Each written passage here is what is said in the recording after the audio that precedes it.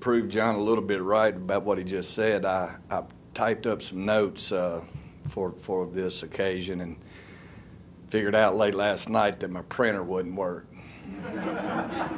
So instead of doing what a well-trained journalist should do and break out a pen and a pad and writing down my notes, I just emailed them to my phone. So I know a dog can learn some new tricks. I want to thank the committee for giving me this award. It means a ton to me. And it's great to see some longtime friends today, like Rita McCannon, David Housel, some people that I've known since I decided to get in this business.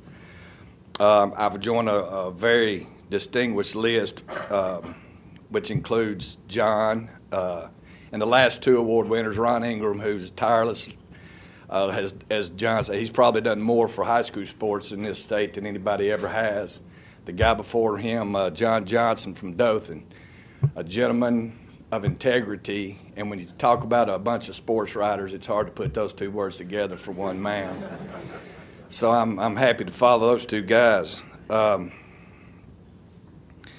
also like to know, just in the small world category, I've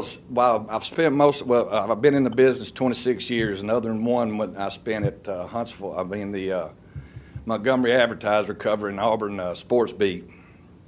And during that time, or most of the time, I've been doing high schools and then college stuff on the side. But I covered, in the small world category, I covered Ace Atkins back when he was still playing. And I had a lot, my hair was a lot darker then, I might want to add. But then again, Ace had a lot more hair.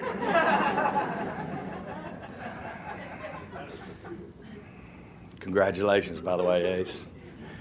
I'd also like to point out that four of the most five important people in my life are here today. My wife, Laura, my mother, Gwen, my stepmother, Pat, and my oldest daughter, Caroline, who will be a freshman here at Auburn in the fall. I have a younger daughter who's in the 6th grade, and she opted to go see a play of The Wizard of Oz today instead of coming here. But I'd like to add she's an Alabama fan, so I don't really think. I began thinking about being a sports writer when I was a student here in the early 1980s, and shortly thereafter started stringing at the Huntsville Times. And at the time, I was really unsure of myself. Didn't know if I could really do it. And I got one of the best pieces of advice that I ever got, and it was from another Auburn man or an Auburn graduate, Mike Marshall, and I'm sure a lot of you probably know Mike. He told me, he said, hey, just read people that you like and kind of use that as a blueprint. I didn't have to look far. I looked in my hometown Huntsville Times and found two of the best amongst a lot of good writers. One, obviously, my father, the late columnist Bill Easterling, and the other was John Pruitt. John, in my opinion, set the standard for high school coverage in Huntsville back in the 60s, about the time I was born.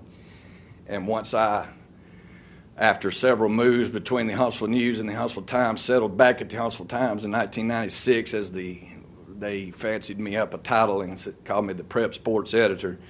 I decided that I was going to try to jump that bar, and hopefully I have. Community sports writing, I've covered the Alabama and the Auburns. I've covered the Atlanta Braves, Talladega 500s. But writing local was always what was dear and near to my heart. And receiving this award today, especially given the light of the struggles in our industry right now, and hopefully I won't be out of a job long, but in the meantime, this goes a long way to validate what I've done in the last quarter century. And for that, I'm very thankful. Thank you.